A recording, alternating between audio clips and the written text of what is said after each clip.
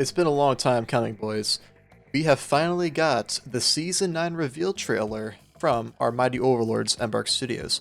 Now, I cannot tell you guys how excited I am to finally get done with Season 8. I've been waiting for Season 9 ever since Season 8 has dropped. And if you guys are thinking I'm a little dramatic, I have been very vocal about how boring the season has been. So the purpose of this video is to just go over the spark notes of what actually was presented inside this reveal trailer of Season 9. And it's going to be hard to keep this down to just a spark notes of it because there was a lot of stuff that was revealed. I'm going to try to follow the format that they also followed from top to bottom, left to right, from all the way from season content to the gameplay systems. When it comes to seasonal content and arenas, they basically mean there's a new map in this season, which is much appreciated. The way they explained the map and how it felt was there's a bunch of different segments just like there is on every other map. From urban to gardens to looked like some sort of like mall type thing in one of the screenshots I'll show as well. It looks basically just like an urban map, and we like urban maps, especially ones that feel like urban settings, not like Citadel where it's basically inspired by Japan or Tokyo. This actually feels like a city and not just some chrome plastered, very boring palette kind of city. This is an actual city. And that's something I've been waiting for a while. And I know Skyway Stadium, Seoul, Monaco, they have the same feeling. But this is an actual city with skyscrapers in the background. Maybe you can actually go into some. Maybe you can even break one down. Who knows? I'm very excited to see it. It's going to be a lot of fun to play in. And hopefully this is actually a good setting for the overall season. The new game mode is Rush from Battlefield 6. That's basically what it's called. It's called like Lockdown or Point Blank or something like, I don't even know what the title is, honestly. Like it's Rush from Battlefield. That's the game mode. It's 8v8. You have 40 tokens for the attackers and then unlimited for the defenders, and capture the points. So it's kind of like Breakthrough, but mostly Rush because you actually have to interact with the objective to actually take it over. I think this is a really cool mode idea. I like how they're actually experimenting with bigger team sizes. I don't know how much I'm going to be playing it because Cash Out is the most unique mode we've seen in such a long time. And like I said, this is basically Rush from Battlefield. So I think it's going to be a lot of fun. I'm still going to play it, obviously, but I still think Cash Out's going to be the main mode for me. Now, we are getting to the heavy hitters here, guys. World Tour actually changed. Isn't that crazy? It hasn't changed in over a year, basically. At least that's what it feels like. Basically, the quick play setting, that's not going to be a thing anymore. Everything is going to be interacted inside of the World Tour, I guess, ecosystem. Every game you play will be going towards your World Tour points. Everything you'll do, World Tour, which is fantastic. It brings a better sense of unification for other players, basically. Like, you have the power shifters, the TDMers, you have all these guys that are on their own separate, I guess, ecosystem of their own, right? Hopefully this unifies the player base a little bit more than it has been already. Even though this player base is quite unified, it could always be better, right? We don't want a Fortnite situation where half the player base is on builds, the other half is on no builds. I think this is a cool way to, one, make the UI look a lot better, and two, just to help that player base out to feel more like a player base, like a big old family instead of like a bunch of cousins who don't want to talk to each other, you know? It might also incentivize other players who exclusively play World Tour to actually play other matches in different game modes because, hey, it's going to help you with your World Tour points. I also think this is one of the reasons why they did this as well. It makes us actually want to play other game modes besides Cash Out. Hopefully that is the case. The changes to comp and ranked is also a bit of a doozy as well. They changed up a lot of things. When it comes to the actual RS system, when it comes to the rank points and all that, they didn't entirely tell us how they changed it. All they told us was that it's supposed to feel more fair for RS gain and loss. And I know for a fact that is a big issue for a lot of pro players, like my friend Shadow over here. He does not like the way it's like right now, currently. And I understand him completely. I mean, you win 5 games in a row for like 400 RS, and you lose one game just to lose all the progress you made in hours of time, basically. Does that seem very fair? 10 minutes, you lose everything in the last 4 hours? That doesn't seem very fair to me. One, they should have elaborated on what those changes were, but it doesn't really matter in the long run. We're going to see it in Season 9, so I'm excited to see how that happens. When they were going over everything in competitive and ranked, I already went over some of it in World Tour. But one of the main things that they went over were tokens that you can use inside of, I guess, there's some sort of bank you can exchange these tokens for skins. Some skins that are going to look different from the skins we've had before when it comes to World Tour, ranked, all that. They will not be available after Season 8. The ARN skin for Ruby, that's not going to be available for the future of the game. Same thing with all the Emerald skins, all the past Diamond, Ruby skins. There is going to be other ranked rewards for World Tour and ranked itself, but I'm assuming that it's going to be a different style. It's not going to be like the gem colors. Maybe it is the gem colors, just in a different fonts or a different shade. I'm not entirely sure. It's just not going to be what we have had in the past couple years, which I think is a good thing. I know there are a lot of players that don't really like it too much. Even though I like the skins, I don't know, maybe I'm in the minority there. I think the gem skins are pretty cool, and maybe they're going to keep with that. But they did explicitly say that they're not going to keep it to where it's going to overshadow the original skins of Emerald from Season 3 through 8. Same thing with Ranked. So I'm excited to see what these skins look like. I mean, I'm excited for the season overall, honestly.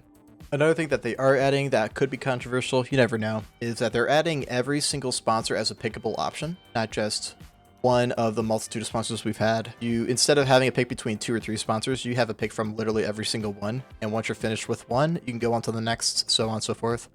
And it looks like they're overhauling a lot of the cosmetics. You see some sponsors that have 20 rewards, some that have 40. Who knows, maybe other sponsors have more than that. So it's really cool to see that you can pick from every sponsor and not just 1 or 2. The only thing I can really see this as a downside is it kind of gets rid of some of the like competitiveness that sponsors could have. I never really thought of like sponsors as like, oh, I'm Halto and you're a stupid Trentia, screw you, you know? I mean, I think that's kind of what they were going for when they first introduced sponsors to the game. Who knows, maybe they were a little sense of competition, a little sense of the grind, a little bit for their fans and stuff like that. But honestly, I don't see the big deal here, if there even is people who think that way. I could see their, I guess, points of it. Even, who knows, maybe I'm just making up an argument just to do it, but I don't know. I think this is a cool change. It's one of the bigger changes for sure. Quality of life balancing. Now this is a doozy, guys. A KS buff. Oh my god, I'm so excited. They mentioned an accuracy buff for the KS, attack reload buff for the model, a bunch of shield buffs or winch nerfs depending on how you look at it. Winch gets blocked from shields, which is very, very nice. That better not be the only nerf for shields, because lights, you guys are gonna get bullied if that's the only buff / nerf against shields and winch. I hope there's more nerfs coming for it. I really do. Even though it is fun to use, I hate going up against it, so we can always hope, guys. A lot of things when it comes to like how your loadouts are actually made, you can favorite a bunch of skins and have those on a rotation instead of having your entire locker on a rotation. Kind of like how Fortnite did it back like 7 years ago. So I'm surprised it took the finals such a long time to actually implement a favorite system for your locker. I'm really happy that's going to be a thing. I assume I'm missing some other things. Like there's a couple smaller things to where you can invite players from your club. You can invite other players to where it's not all just in your friends list. You have other avenues to actually invite players. There still is not a search bar for your friends list, which can be annoying for some people like Combo who have literally hundreds of friends.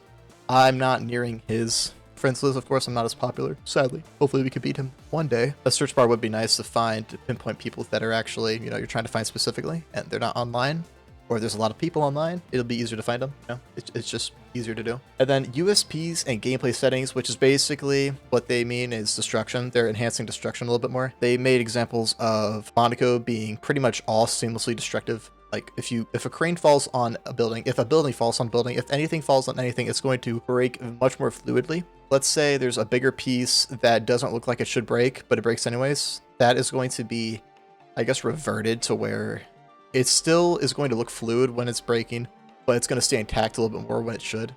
One, to minimize lag, to help the servers out a bit, that's going to be very nice. If it actually does help the servers out in any way possible, that's going to be quite nice. They didn't mention any server fixes or anything, which should be on their to-do list 100%. If that's the thing that's going to drive me away from the game the most, it's going to be the servers. There's some optimization for certain maps like Kyoto to help out with your frames for people who are struggling with that with like lower end rigs or console. But overall, this season has been, I don't know. I mean, from all the information we have now, this season is looking to be a very, very, very good one. Maybe as good as season 7 or season 2, or I don't even know, bro. This whole like feel of the season feels really, really very clean. I mean, I'm a big fan of mythology, so pretty much any kind, but Chinese mythology, us Americans, us Westerners, we don't have a lot of taste of that, you know? We had Black Myth Wukong in video games, so that was a pretty cool like culture shock. We're just not used to some of these environments. It's cool to see that there are some devs that are stepping outside the comfort zone and actually are trying to implement some Eastern cultures like what they did back in season 3 with Kyoto when it comes to Japan and all that. Maybe it's the same thing like that. There's no way people aren't comparing and contrasting this season compared to season 3. I do have a feeling that there are going to be more people that are going to be breaking down this trailer, trying to find some secrets in there that we're just going to find out in season 9, so there's no point in me analyzing this thing frame for frame. So I'm not going to. I'll leave it to some other doofus to do it for me.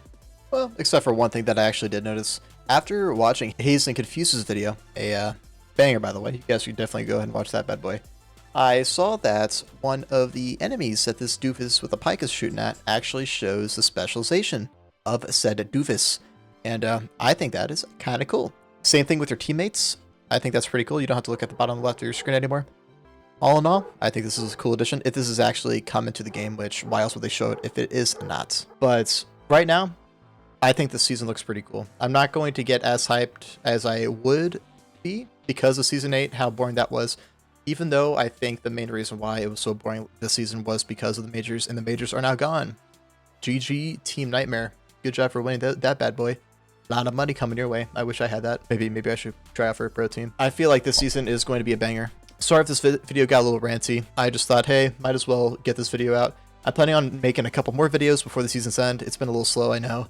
But that's because, well, Thanksgiving, and I like to eat turkey / ham / pretty much anything I can put my big old mouth on. More videos will be coming up soon before the end of the season, and a lot more after 100%. The season is looking like to be a lot of fun, and I'm excited to get started.